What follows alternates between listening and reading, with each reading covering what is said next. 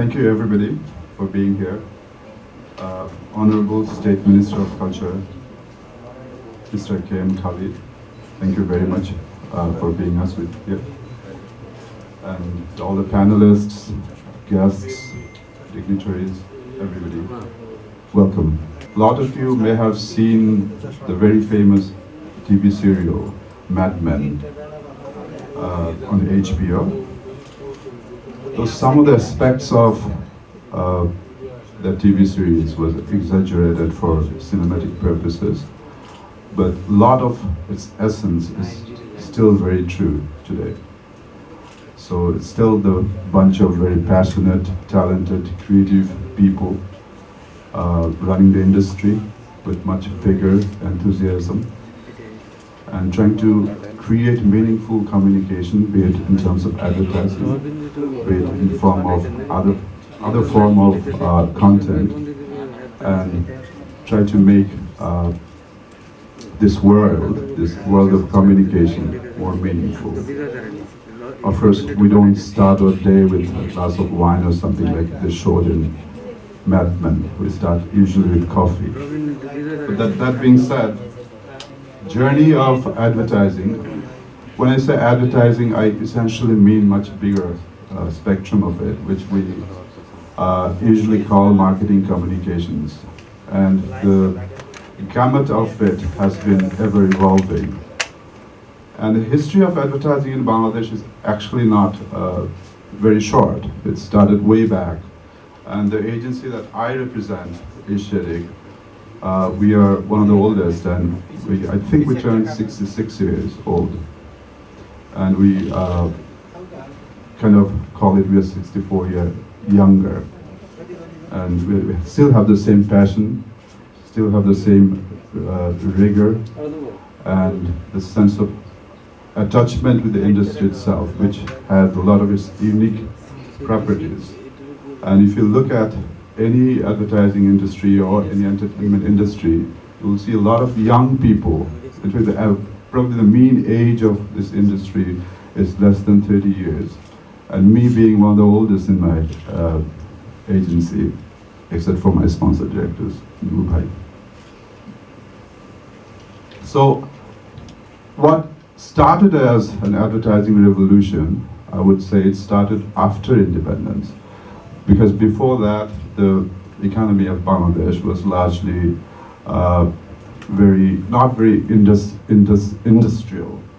So not a lot of multinational companies or local industry developed. So their advertising at the time was pretty simple. Like you probably have a press ad, a TV commercial at times, and a lot of outdoors, and radio used to be a very big medium. But after independence, so when industry started to develop, so the scope for advertising started growing increasingly. And we all remember that we all grew up, I don't know whether all of you did, but we grew up seeing one TV channel, which is BTV. And for advertisers like us, I joined much later, of course. But then again, I also got some part of it when any idea that we do, so we usually call it cracking the big idea based on some strategy and research. In fact, advertising is not as flashy as it seems from outside. So it is a lot of rigorous work. We have to go to the field, talk to the consumers, get the real-time data, and what most importantly, what you call insights, which is not just data. So asking questions why somebody behave in a certain way. When you can crack that, based on that, we create a big idea. And what used to happen was, based on that, probably first thing to do was to have a interesting and meaningful, based on the strategy, of course, a TV commercial, and then we'll wing out to other forms of communication. So good old days of advertising, which you also saw in the TV serial that I mentioned, Mad Men. With the advent of internet, and especially last 10 years or so, it started slightly earlier, but it actually took a very rapid pace in the last 10 years. And internet has changed the way we look at things. And big agencies like us, we actually had to adapt a lot of it not to our likings, but then again we had to in order to survive. And if we give you some data, TV is still the biggest in terms of reach, which kind of, I think the reach is around in excess of 90%. Not necessarily that means 90% household owns a TV, but then access to TV. And now I'll give you some data on how many people, according to BTRC, they have internet access. 123.9 million, which is in excess of 12 crore. And we've been debating when we used to handle one of those cell phone manufacturers, Nokia, back in 2000, and we did not see how rapidly the penetration of smartphone will change the landscape of entertainment and media industry. So, internet has essentially changed the way we look at advertising these days.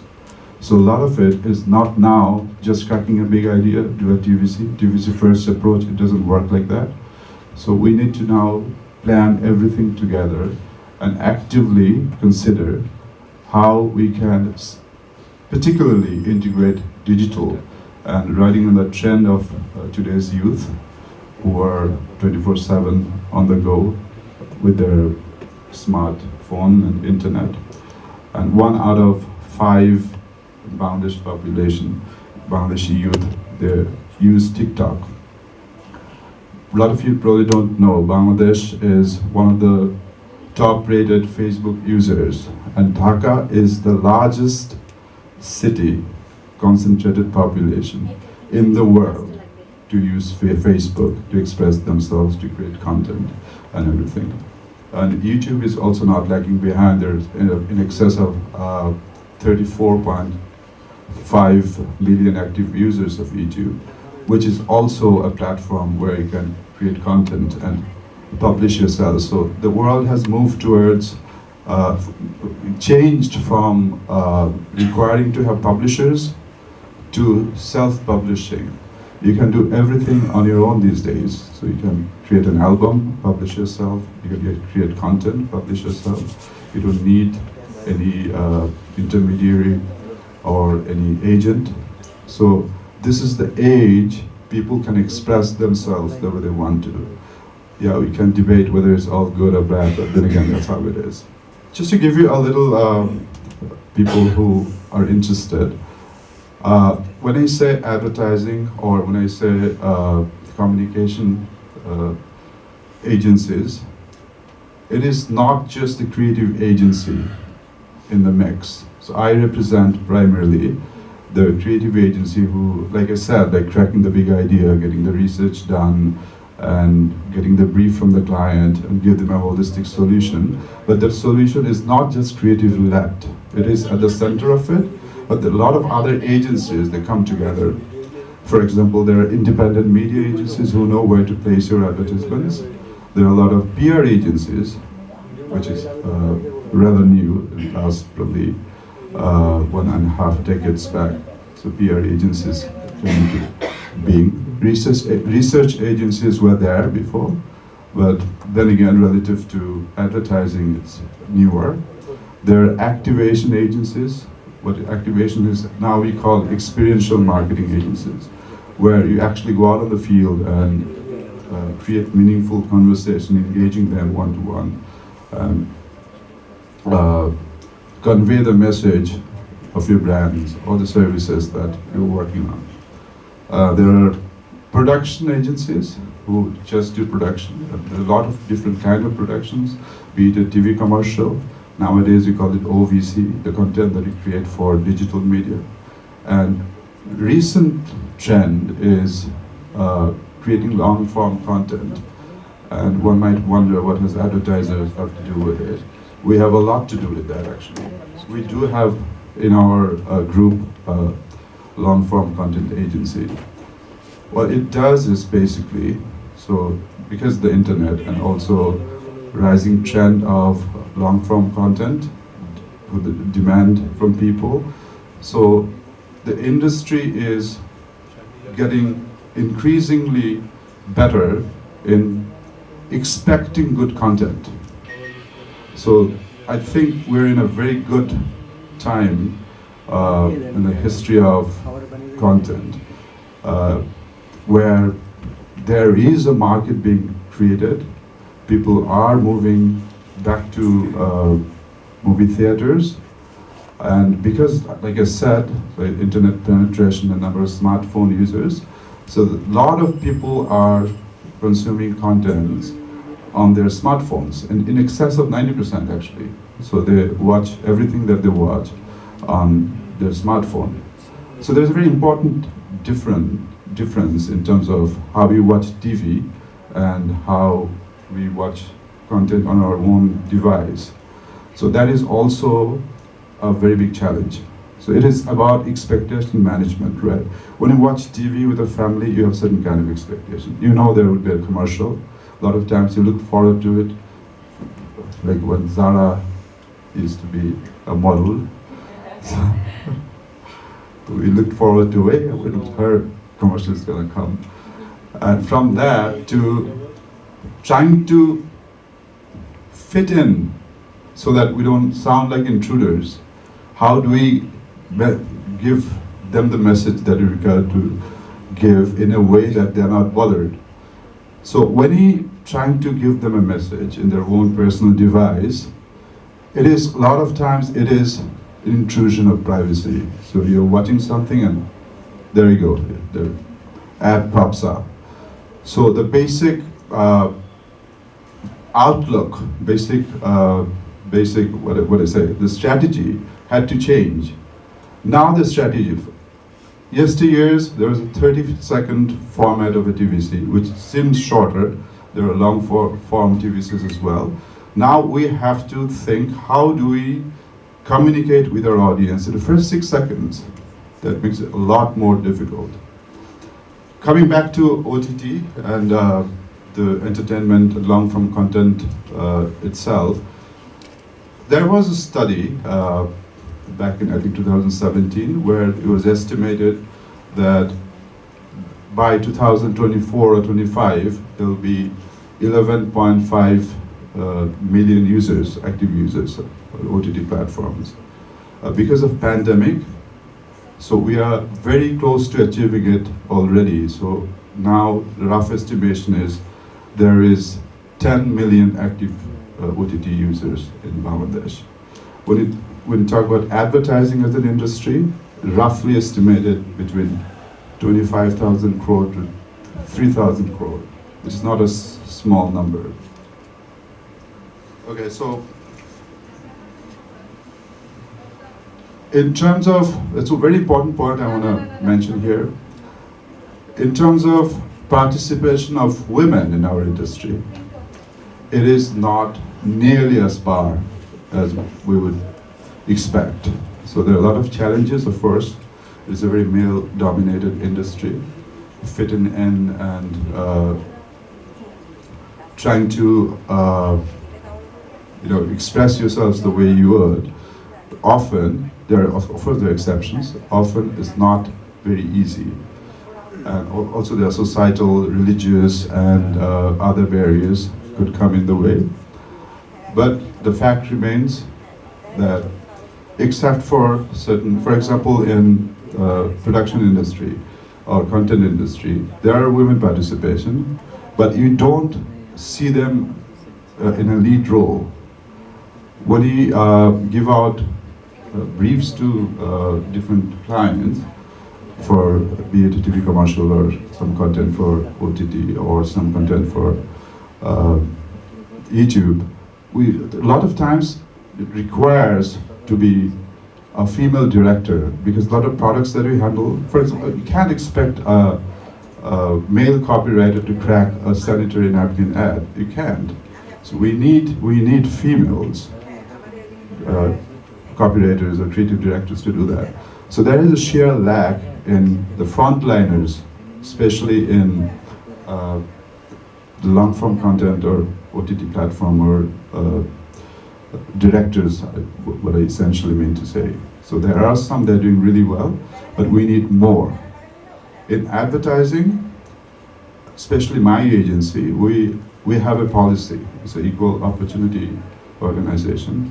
It's not based on any gender or religion or race. We try to have an interesting mix of people because that's where diversified insights come, right?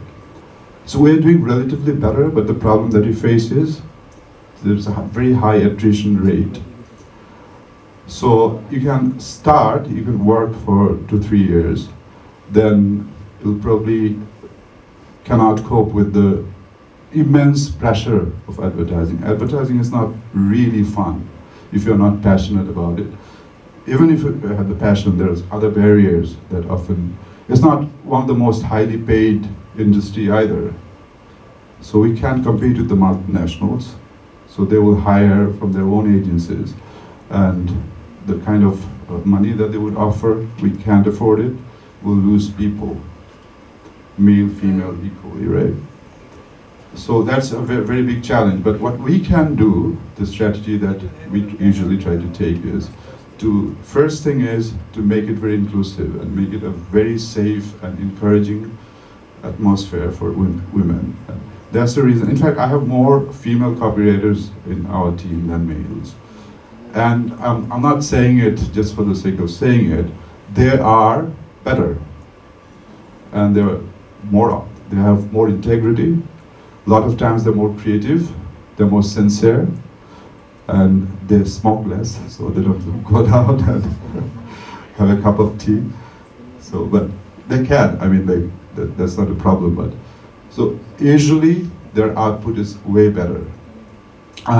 If a lot of people ask me, I've been in this industry for 24 years, what is the peak of my sense of achievement that I personally very proud of? It's not about the kind of business we did, it's not the kind of accounts we acquired. So there's one time, and it did not last for a long time, unfortunately. So there is one time, 3 of my top leadership people in my team, the head of brand servicing, head of planning, and head of creatives, were all females. And that was wonderful. And unfortunately, I actually gave a Facebook post and of that I just realized, oh my God, so it's not very usual. Few days back, well, after that, one of my colleagues, she was poached by one of the very big multinationals, and I couldn't keep her because it would have been very selfish, because she required that at that time to change, to move on.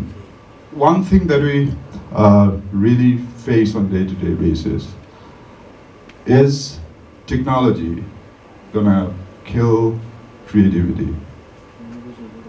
So honestly speaking, I don't like it.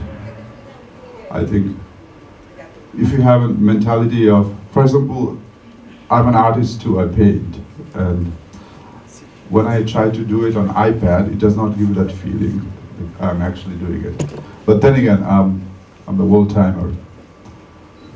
So over the years, what happened? That because of things, so adapting to a newer technology even for survival, there wasn't any other choice than to embrace it and make it part of what you do every day. So today, my digital team is 40% of my entire team. So that happened in the last 7 years. I think what is of essence, what is most important in advertising, in entertainment industry, is the idea. So the idea is always the king. If you have a good idea, which you can build on, technology, data, and analytics will only help that, distribute that idea, distribute the message based on that idea across different platforms. And honestly speaking, with the kind of data we have, first there is a question of whether that data is ethical or not, because Apple is moving towards making it more ethical, so I'm an Apple user. So, but whatever data we have ethically got, we have to make sense of it. And when you can successfully do that, that's gonna create the creative thought and come up with solutions that we couldn't do even like 10 years back. I can talk about like hours what is possible and what we are trying to achieve and what has been achieved and still being done globally with the use of technology. So future is bright. We have to embrace the technology. We can't just throw away a smartphone and go live in the jungle. That's not the reality. But I think it's gonna get better. So I wanna thank you all for being here. So I'm a huge Beatles fan, and there's a song called You Have to Admit It's Getting Better All the Time. So it is getting better and it will continue to get better. Thank you all. Apart from being an author, screenwriter, and film producer, you've worn many hats over the years, such as a criminal trial lawyer for the US Air Force, an auditor for Arthur Andersen, a businessman in the shipping industry, and also international filmmaking working with India. In Greece, what would you say is the scope for women in media, and what are the pros and cons for them? How does the Greek government policies favor women in the sector? Thank you for having me on the panel, and I'm very impressed with this summit. With yesterday, my friend sent me from Greece, how's it going? And I replied one word, wow. Now, to the questions.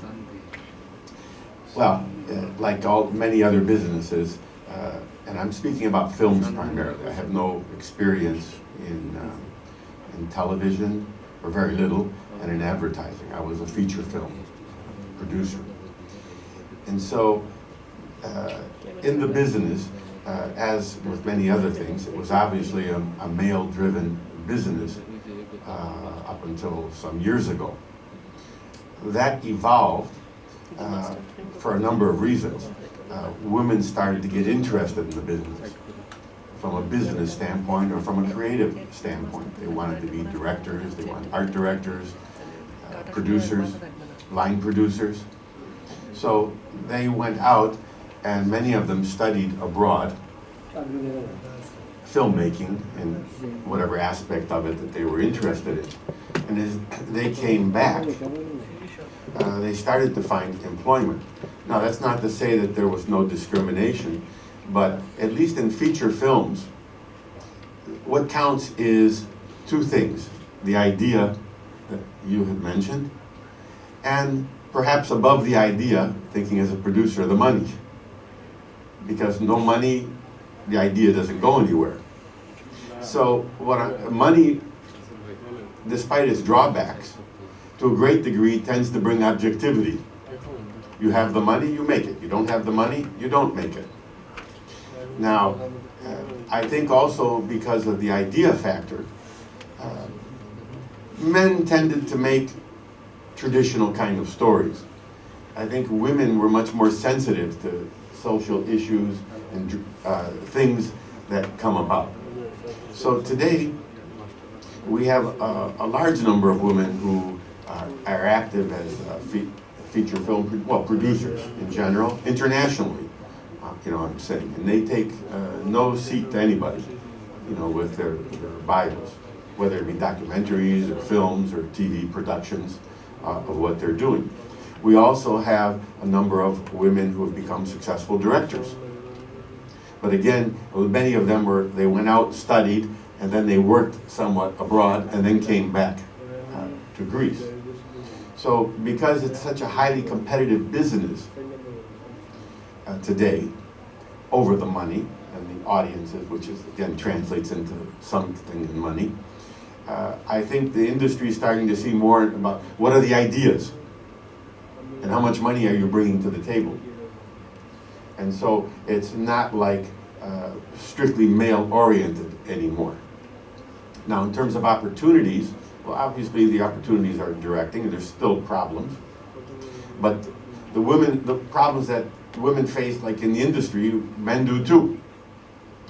Of what you have at the producer, director level. At the other levels, women have always worked and things like that. In Greece, I have a younger friend of mine who I tutored at times, and she's become an internationally outstanding line producer. And she's brought several, by herself, she went out and she's brought several Hollywood and big UK productions, French productions, to shoot in Greece as opposed to going to other countries. And I've been telling her to become a producer because she knows it, and she's kind of reluctant because she doesn't feel comfortable that she can actually go out and raise the money. To sell location, yes, but to sell, to get the money, she's not sure she wants to do that. Finally, the European Union, the media training program, if you've heard of it, it's been around for about 25 years, has set up many producer-oriented training programs throughout the European Union. And I started off myself doing one 2 weeks long, roughly, a week and a half, on film producing. And I remember back then, half of the participants were women. And some of these were women who are I told you, who are very successful today. So there is that emphasis. Now, is there a direct funding for women for the film business? Not that I'm aware of, but I don't know a lot of things necessarily. But what is available is there's European Union funding programs for startup opportunities for younger entrepreneurs and also for women-driven businesses, which is much wider than just film and entertainment. And finally, the biggest problem we're seeing now that women have had more at the acting level is we've got a burgeoning Me Too movement where especially actresses have been complaining about, let's say, unnecessary activities or approaches by directors, not producers so far. We're too busy for that. But directors and other actors. Now those are working their way through the courts. We can't really go by trial by newspaper. And some of them have been acquitted and some of them have been convicted. So it's good that the women are speaking up about this, at least to stop, what's going on. So that's, I think, an overall situation of Greece. So it's not rosy, but it's not rosy for the men either. It's a very highly competitive business. It's a limited funding for a production. But I am seeing more and more women directors and women producers. You are a prominent art collector and have established Durjoy Bangladesh Foundation in order to promote art and artists from South Asia and beyond in a critical and worldwide art context. Durjoy Rahman, do you think women in art and the cultural field in Bangladesh are more challenged socially and economically than the women in other parts of Asia? Thank you very much, and I'm glad to be in presence of this immensely talented panelists from various spheres of media and entertainment sector. So, coming back to your question, that every country has two indicators overall. One is the economic indicator, one is the social indicator.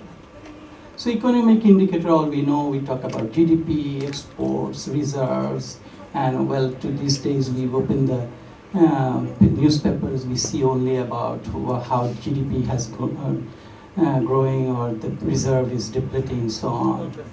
But the social value and social indicator is also immensely more important and more critical for the development of any nation or a country. We have been independent for the past over 50 years, and well, this was unfortunate that we have been independent before, like after many of our neighboring countries. We didn't get independent in 1947, which kind of created hindrance because the other country moved at least 30 years before us. So we became independent in 1971.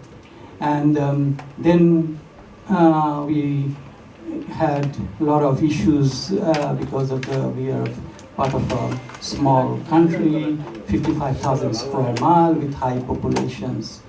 Then, the women power. I think Bangladesh has proven that women power is probably the most significant and the biggest human resources that could be as part of a development scheme of a country.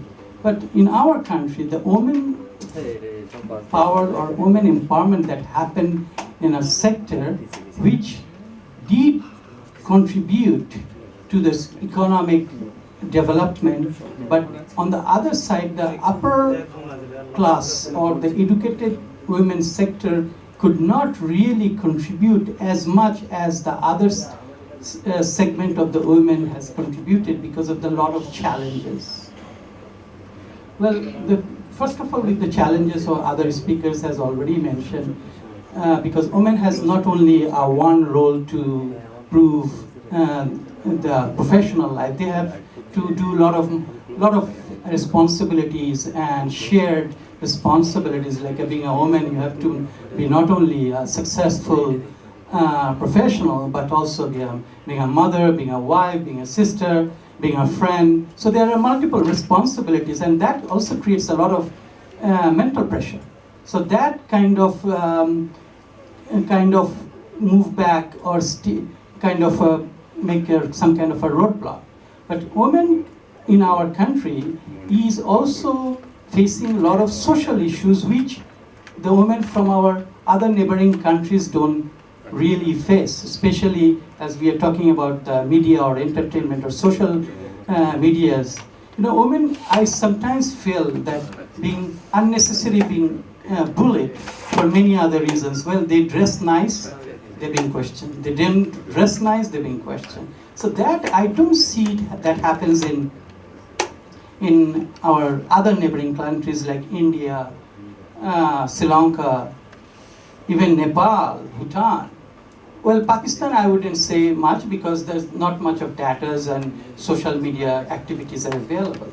So I do agree, and I will always say that social media and other sectors, women face a lot of challenges, and that needs to be corrected, number one. And also talking about the technologies we have these days. I'm a big favor of technology, though I don't personally don't like it in the entertainment and the media industries that is taking the talents away. But this is the essence of time. To what happened in the earliest of 19th century, the movement of art and culture. When the Picasso started the blue period, a lot of people really stayed away of it. But today, at the end of, in the middle of 21st century, we think that was a kind of a revolution. So I think technology also will help women to come forward, and they will do much more improved action and contribution to the economy and the social development, same as far as other neighboring countries. I have to be, when I answer this question, I have to be a little bit personal. Say my daughter is here in the audience. So she's studying in New York, but I always tell her that, Amara, please, you need to come back. This is a country that's going to happen. Those countries where you stay, where you went to school, they have reached to a place. The growth is stagnant, but Bangladesh is a place where things are going to happen. Every time I speak to her, she's going to one of the best university in US, but I always tell her that she needs to come back and do the contribution to the economic and the social development and bring women leadership. The reason this, coming back to the question that, as I said earlier, that social indicator and women's participation is very critical because, well, I grew up in a working class family, middle class family, and my mother, my sister, they went to work, and even my mother participated in the War of Independence. She was in the Defense Force. So I think that what I am today is a contribution because of how my mother and my sister behaved, and how my wife behaved, and worked. So socially, women's participation is very important to develop the family and the children. And that children and that family is eventually going to be the contributor to the social and the economic sector. So once you don't put the right seed, then the tree will not grow and give you the right fruit. So আমরা যেমন সব সময় বলি গাছ ভালো হলে তো ফল ভালো হবে বাংলায়। So then this is why I think the women should come forward and do more economic and social activities and encourage their family members and their children to contribute to the social and the economic segment. That is the way to go. Thank you. Thank you for having me.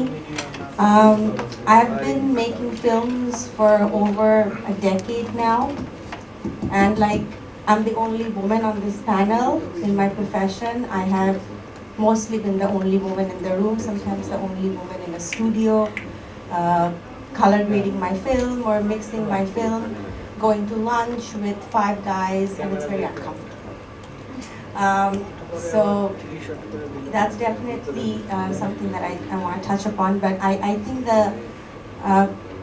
I don't want to talk so much about myself because I feel like I come with a lot of privileges and education which enabled me. But what about an average woman who does not come with so much privileges and education and family support? How are they going to make it into the film industry? When I travel internationally with my films, I always get asked that why are you the only woman director? Why don't we see other women from Bangladesh? So I started asking that question myself, and then I realized that there are a lot of structural inequalities that disable women from joining this profession. First of all, there are no real film schools in Bangladesh with proper technical facilities, and most of the learning takes place informally through peer groups.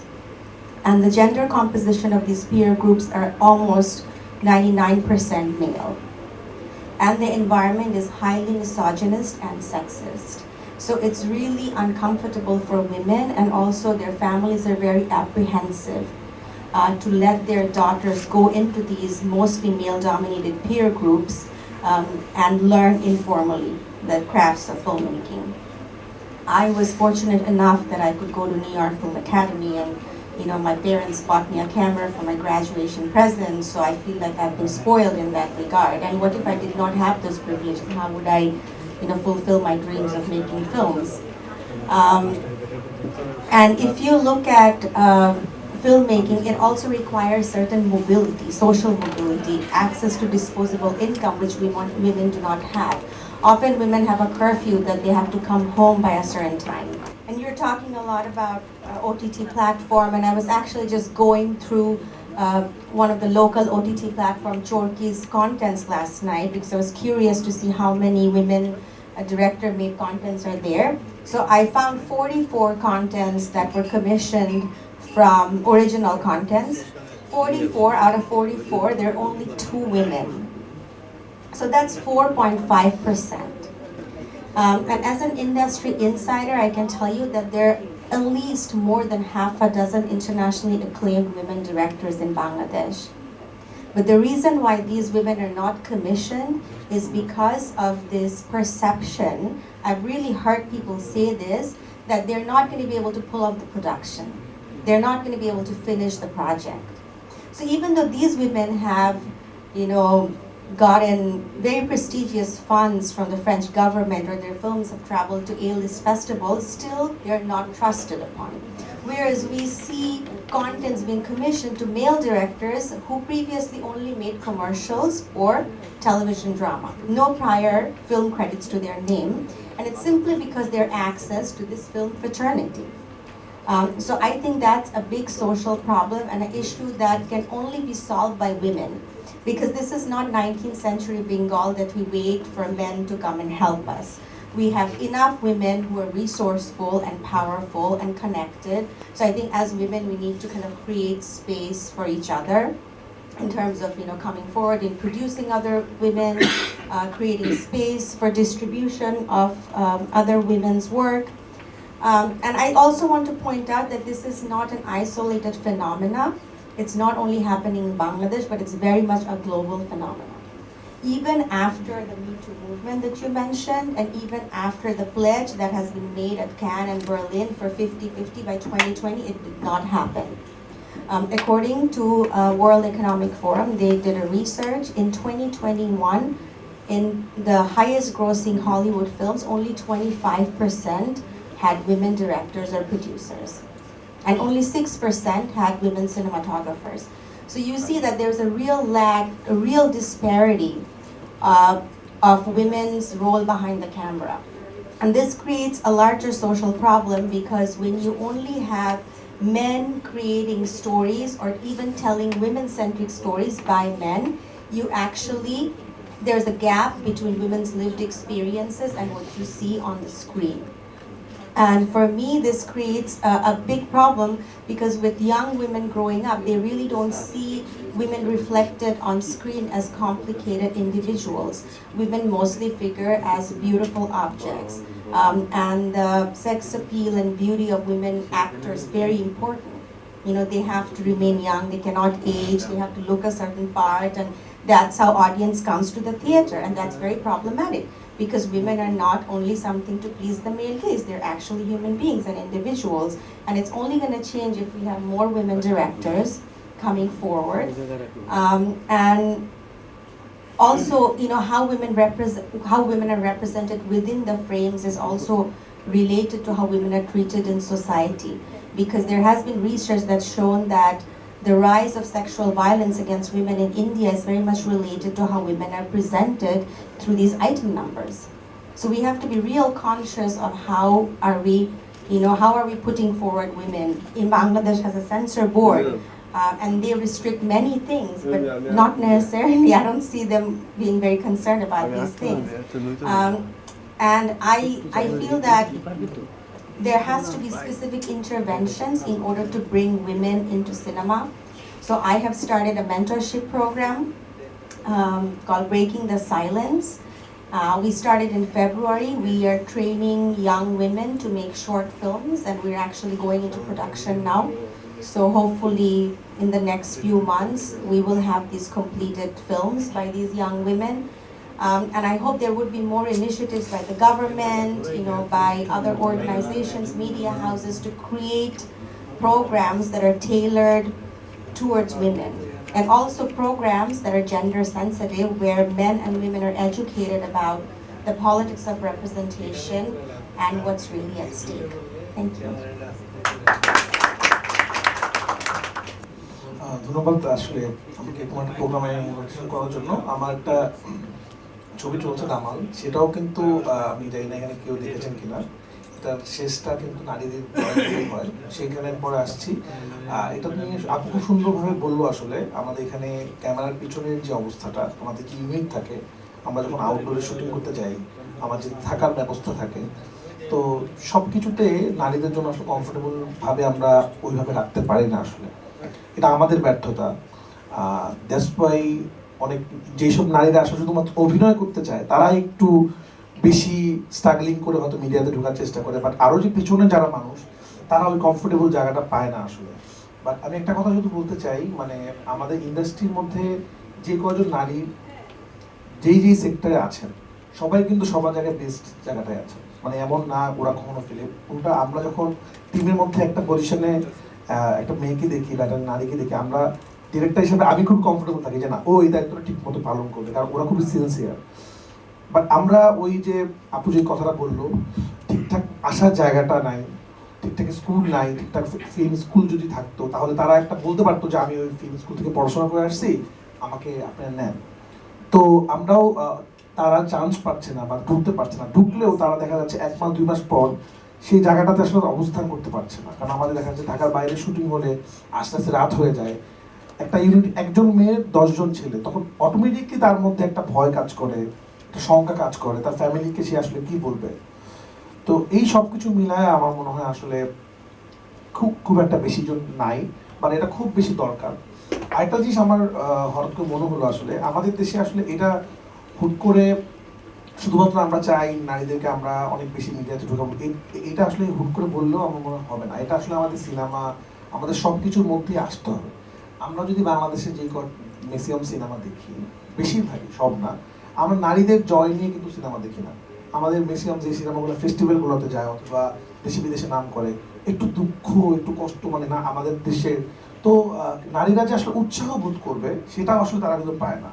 আমার একটা recent টাইমে একটা cinema চলতেছে দামাল, সেই সিনেমাটার script যখন আমি দেখলাম 2017 সালে, এর স্বাধীন বাংলা ফুটবল টিমের উপর গল্প। মুক্তিযুদ্ধের সময় একটা ফুটবল টিম ছিল, সবাই যদিও পুরুষ।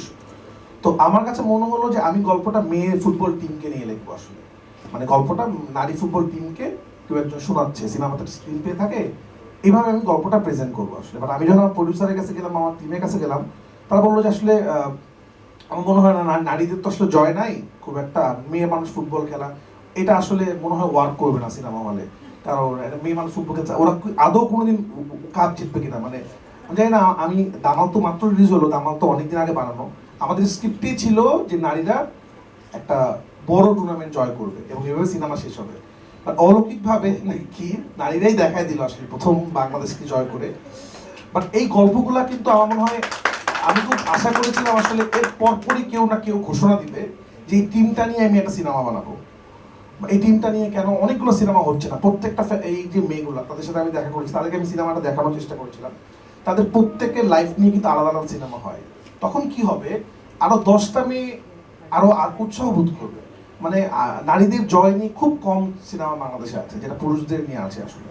তা আমার মনে হয় এই ধরনের কন্টেন্ট যখন আমরা সিনেমা হলগুলোতে নিয়ে আসবো, তখন সার্বিক দিক থেকে আসলে নারীরা বিভিন্ন জায়গা থেকে উৎসাহিত হবে, শুধু মিডিয়া না, বিভিন্ন জায়গা থেকে। আমার কাছে মনে হয় আর অনেক সেক্টরই নারীরা আসতে ভয় পায়, বা আমাদের সিনেমা ইন্ডাস্ট্রিটার কথা শুনে থাকতো যে সিনেমা আসলে নায়কের জন্য চলে।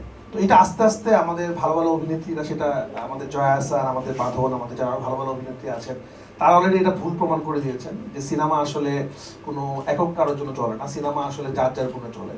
তা আমার মনে হয় এই কথাটা আপু খুব সুন্দরভাবে বললো, ইনস্টিটিউশন যদি না থাকে, শিক্ষা ব্যবস্থা যদি না থাকে ফিল্মের প্রতি, এবং একটা মেয়ে যদি ঠিকঠাক শিখতে না পারে, তার আসলে এখানে এসে এটি খুব ডিফিকাল্ট শেখার জন্য। ধন্যবাদ মিডিয়া অ্যান্ড এন্টারটেনমেন্ট আয়োজনের সম্মানিত অতিথিবৃন্দ, যারা সুধীবৃন্দ আছেন, সবার প্রতি গভীর শ্রদ্ধা এবং কৃতজ্ঞতা। প্যানেলিস্ট আছেন, কিনোট স্পিকার সহ সবাই বক্তব্য দিলেন। তথ্যপাত্র যেটি আসলো তাতে মূল কথা হলো যে নারীর অংশগ্রহণ আমাদের মিডিয়াতে কিভাবে বৃদ্ধি করা যায়। আমি প্রথমে বলবো যে প্রধান অতিথি নির্বাচনে ভুল করেছে, একটা তথ্য মন্ত্রণ আমাদেরকে আনলে সবচেয়ে ভালো হচ্ছে, এইটি তথ্য মন্ত্রের আওতায়। তবে হ্যাঁ, শিল্পীরা কিন্তু সব আমাদের সংস্কৃতি মন্ত্রের ছবিটি তথ্য শিল্পী আমাদের এখানে রুবায়েত আছেন, রুবায়েতের বাবা আমাদের রাজনৈতিক, আমি বলবো আমাদের গুরুজন, পরিচালক রায়হান রাফি আছেন। আপনারা যে প্রস্তাবটি যেখানে এনেছেন, যেখানে নারীর ক্ষমতায়ন, খানিকটা ক্ষমতায়নই বলবো, ক্ষমতায়ন বৃদ্ধি, ক্ষমতায়নের জন্য তো মাননীয় প্রধানমন্ত্রী আপ্রাণ চেষ্টা করেছেন নারী ক্ষমতায়নের জন্য। তবে আপনারাই আপনাদের শত্রু। কিভাবে বলবো, যখন ওই কোটা ছিল, মেধা কোটা যেটি ছিল, বাতিলের জন্য আন্দোলন করলো, সেখানে মেয়েদের মেধা কোটার বাইরে আরো 10% কোটা ছিল। এইটিও আপনারা কারো কারো প্ররোচনা ঢাকা বিশ্ববিদ্যালয়ের ছাত্রদের আন্দোলন করে ওই কোটাটিকে বাতিল করলেন। সেই ক্ষেত্রে নারীরা 10 ভাগ পিছানো মেধার জায়গায়। মেধা কোটায় এমনিতেই নারীরা 50%-এর বেশি, 60-70%। স্কুল যদি গ্রামের স্কুলে যান দেখবেন 65-35, 65% মেয়ে, 35% ছেলে। সেইখান থেকে যেভাবে আসছিল প্রশাসনে বলেন, বিচারের বলেন, এই যে কোর্টে যারা আপনারা যান, সেখানে দেখেন যে কত নারী অ্যাডভোকেট। এক সময় 1-2 নারী অ্যাডভোকেট ছিল কোর্টে, এখন তো শত পার্সেন্টেজ হিসাব করলে আমার হয় 1/3 হয়তো হয়ে যাবে নতুন যারা আসছেন। ফিল্মেও কিন্তু নারী পরিচালক, প্রযোজক তারা আসছেন, তারাও আসছেন এবং খুব ভালোভাবেই আসছেন। তারা বাধার সম্মুখীন হচ্ছে, এটি হলো আমাদের সামাজিক অব্যবস্থাপনার কারণ। একটা মেয়ে ফুটবল খেলবে, এটি আমাদের সমাজ ঠিকভাবে নেয়নি, কিন্তু এখন সেই পরিবর্তন এসছে যে এখন ফুটবল টিমে কিন্তু আমাদের আশার আশ্রয়স্থল হয়ে দাঁড়িয়েছে। মাননীয় প্রধানমন্ত্রী বলছিলেন বিশ্বকাপে আমাদের ফুটবল দল নিয়ে আমার ভাবতে কষ্ট লাগে। একসময় ক্রিকেট খেলা হতো, আমার মনে আছে শ্রীলঙ্কার সাথে বাংলাদেশ মাত্র 42 রানে অল আউট হয়েছিল, ময়মনসিংহের টেস্ট হয়েছিল। তারপর দিন একটা কার্টুন বেরিয়েছিল, রফিকুর নবীর কার্টুন, যে একজন ব্যাটসম্যানকে 4-5 জন ধরে মাঠে নামাচ্ছে, সে নামবে না বলে আমাকে ছেড়ে দে, আমাকে ছেড়ে দে, আমি ব্যাট করবো না। এখন কিন্তু পরিবর্তন এসে গেছে, এখন পরিবর্তন এসে গেছে, এখন ব্যাটসম্যান কতক্ষণে ব্যাট করবে সেটা উদ্গ্রীব থাকে। তা আমাদের যদি রাফি রায়হান তার যে দুটি ছবি করেছে, তামাল এবং পরাণ, আমি পরাণ মধ্যে কলকাতাও প্রদর্শিত হচ্ছে নাকি, এবং সেখানে নাকি অনেক লম্বা লাইন ধরে টিকিট করছে। এইটি নির্মাতার সফলতা, গল্পের সফলতা। গল্প দুর্বল হলে আর নির্মাতা সফল হলে হবে না, অথবা গল্প সফল নির্মাতা দুর্বল হলে হবে, একেবারে মিলতে হবে। আমরা যখন ছবি দেখতাম, আমরা কিন্তু এইখানে সিনেমা হল 1 মাইল দূর থেকে টিকিট কিনতাম, ব্ল্যাকে টিকিট কিনতাম। হলে টিকিট কাউন্টারে কোনোভাবে একটা হাত ঢুকানো যাবে, কিন্তু 2 হাত ঢুকলো, টিকিট নিয়ে দুজনেই দাঁড়িয়েছে, হাত কেটে মনে হয় হাত বের করতে, এরকম একটা অবস্থা হতো। তো সেই ক্রেজটা তৈরি করতে আমরা সংস্কৃতি মন্ত্রণালয়ের পক্ষ থেকে বাংলাদেশের প্রত্যেকটি উপজেলা একটি সাংস্কৃতিক কেন্দ্র করছি। সেইখানে একটি সিনে কমপ্লেক্সের ডিজাইন আমরা রেখেছি, যে আমরা 492টি উপজেলাতে আমরা একটি করে সিনে কমপ্লেক্স সেখানে আছে, মাল্টিপারপাস হল সেখানে আছে। আসলে সিনেমার সুদিন আমাদেরকে ফিরাতেই হবে। মৌলবাদীদের হাত থেকে রক্ষা পেতে এই কালচারাল অ্যাক্টিভিটিস না বাড়ানোর কোনো বিকল্প নেই, কোথাও কোনো বিকল্প নেই। আগে আমাদের গ্রামে এই রাতভর যাত্রা হতো, রাতভর যাত্রা হতো, তারপরে জারি সারি, বাউল, কবি গান, পিঠা উৎসব। এখন তো নবান্ন উৎসবে গ্রামে করতে গেলে বাধার সম্মুখীন হয়, সেটি আমাদের মধ্যে ভাবতে হবে। আমাদের আজকে বলছিল মান্তা সামগ্রের পরামর্শ দিলেন যে আপনি গ্রামে ছোট ছোট নাটক করেন, নাটকের দল ঢাকা থেকে নিয়ে গিয়ে পথনাটক জাতীয় নাটক করেন, সরকারের কথা বলা। আমি এই পরামর্শটা আমি গ্রহণ করেছি। আমি আমার নিজের এলাকা থেকে শুরু করব, আমি আমার নিজের এলাকা থেকে শুরু করবো, যে যেন হয়। অর্থ, বিত্ত, তথ্য মন্ত্রণালয়, অনুদান তথ্য মন্ত্রণালয়। তবে আমি ভাবছি যে আমার মন্ত্রণালয় থেকে স্পেশাল একটি ফান্ড দিয়ে একজন নারী উদ্যোক্তাদের একটি ছবি আমি করাতে পারি কিনা, স্ক্রিপ্ট সেটি লিখতে পারি। এটি কোনো প্রতিযোগিতা না, রুবায়াত আছে বা এরকম যারা আছেন আমাকে যে ভালো, আমি এত স্ক্রিপ্ট বুঝি না, যদি একটা স্ক্রিপ্ট আমি ইতিমধ্যে আমি একেবারে শুরু থেকে শেষ পর্যন্ত আমি সম্পৃক্ত ছিলাম। বঙ্গমাতার উপরে একটি আমি 24-25 মিনিট একটা ডকুমেন্টারি করেছি। সেইটি আমি তো লিখতে পারি না, আমি ধারণা দিয়েছি, লেখক ভাড়া করেছি, কি বলতে হোসেন মোহাম্মদ এরশাদের মতো লেখক ভাড়া করে কবিতা লিখতেন, পরদিন তার পত্রিকা ছাপা হতো। তো ইত্তেফাক পত্রিকা তার লেখা ছাপবে না, জোর করেই ছাপাবে হোসেন এরশাদ। সেই জন্য তার প্রতিবাদে প্রথম পৃষ্ঠায় একটা কলাম তারা খালি রাখতো, একদম সাদা লিখে দিত না, তবু এরশাদের কবিতা তারা ছাপবে না। আমার দর্শক তার চাইতে খুব একটা ভালো হবে আমার মনে হয় না। যদি স্ক্রিপ্টটা শুরু থেকে লেখককে বলেছি যে আমি দেখে দিয়েছি, আস্তে আস্তে আস্তে প্রথম 30 পৃষ্ঠা লিখে গল্পটা লিখলো, বইটা লিখলো, লিখে দিয়েছি। তারপর নাসরিন লিপির নাম বোধহয় আপনারা জানেন, নাসরিন, ওকে দিয়ে আমি স্ক্রিপ্টটা তৈরি করেছি এবং ছবিটা তৈরি করেছি। তো এই জায়গাটিতে বঙ্গমাতাকে নিয়ে আমি তৈরি করেছি। কাজে আমার মনে হয় যে আমাদের সংস্কৃতি মন্ত্রণালয়তে একটি ছবি অন্তত অনুদানের মাধ্যমে বিষয়বস্তু আগে নির্ধারণ করে যদি আমরা একদম হৃদয়ের ছোঁয়া দিয়ে লিখতে হবে, তা না হলে হবে না। আর ছবি, গান দেখবেন সব বেদনার গোলাই থাকে, হই হুল্লোড়ের কিছু থাকে না। সেই মান্না দে কবে কোন দুঃখের গান গেয়ে গেছে, এখনো তরুণ তরুণীরা যখনই কিছুতে ব্যর্থ হয় বসে বসে ওই গান শোনে। এটি কিন্তু আদি এবং অকৃত্রিম। ছবিতেও কিছু দুঃখ হয় না, শুধু হই হুল্লোড় থাকলে ছবি চলে। জীবন তো শুধু চিৎকার করে হই হুল্লোড়, খেলাধুলার জায়গা না। যেরকম মাইকে ছবির হলে দেখবেন বলে হাসি কান্নার এক অনবদ্য প্রদর্শনী ছবি, এরকম ভাবেই বলে। তো এই ধরনের একটি ছোঁয়া এখানে থাকবে। সংস্কৃতি মন্ত্রণালয়ের শিল্পী কিন্তু আমাদের সম্পদ, শিল্পী আমাদের সম্পদ। এই ফিল্ম ইন্ডাস্ট্রি বা কেন তথ্য মন্ত্রণালয়, মানে প্রথমে আমাকেই প্রশ্ন করেছিলেন যে ফিল্ম কেন তাদের, ফিল্ম যদি আমাদের এখানে থাকতো তাহলে একটা ফিল্ম স্কুল হয়তো আমরা করে ফেলতে পারতাম। যেরকম পুনাতে ফিল্ম ইন্ডাস্ট্রি আছে, এবং ফিল্ম স্কুল করার জন্য কিন্তু এই এফডিসির জন্য ঢাকার কালিয়াকৈর বিশাল জায়গা নেওয়া আছে, সেই জায়গাতে কর্মকাণ্ড শুরু হয়নি। আমার মনে হয় যে আপনার তথ্যমন্ত্রী মহোদয়কে একদিন সাথে রেখে এই ধরনের একটি সেমিনার আয়োজন করলে যেটি ফলপ্রসূ হবে। আর নারীর ক্ষমতায়নে তো বুঝি যে নারীর শত্রু, আপনি এখানে দেখেন 60-40 মেয়ে আছে, 60-40 আছে। নারীর ক্ষমতায়নের জন্য মেয়েদের অংশগ্রহণটা আরো একটু বাড়াতে হবে, এটার ভেতরে হলের ভিতরে একটু বাড়াতে হবে, তা নাহলে তো নারীর ক্ষমতায়ন ঘরে ঘরে দেখালে হবে না, আমাদের উপরে এটি বাইরেও দেখাতে হবে যে আমরা এই কাজটি করতে হবে। এবং তারা অসাধারণভাবে কাজ করছে। এই যে আমাদের রুবায়া 3টি ছবি করেছে, একটা মেহেরজান, ওইটা খুব আলোড়ন পড়েছিল, তারপর তো ছবিটা প্রদর্শিত হতে পারবো না, সেইটি আমাদের মাঝে আছে। আরেকটা ছিল কি শিবু, আর কি আন্ডার কনস্ট্রাকশন। বাবা ছিল যোগাযোগ মন্ত্রী, তো কনস্ট্রাকশনের বিষয়টা হয়তো তার মাথায় কাজ করেছে যে সেই আন্ডার কনস্ট্রাকশন। তখন পদ্মা ব্রিজ নির্মাণ নিয়ে বহু কথা চলছে, অথচ দেখেন একজন নির্লোভ মানুষ পদ্মা ব্রিজ উদ্বোধনের মাননীয় প্রধানমন্ত্রী তাকে সাথে করে নিয়ে গিয়েছেন সেখানে। তিনি কিন্তু ভালো লেখেন, আবুল হোসেন সাহেব অনেক ভালো লেখেন। আজকের আয়োজনে আমাকে আমন্ত্রণ জানিয়েছেন, আমি অনেক খুশি হয়েছি।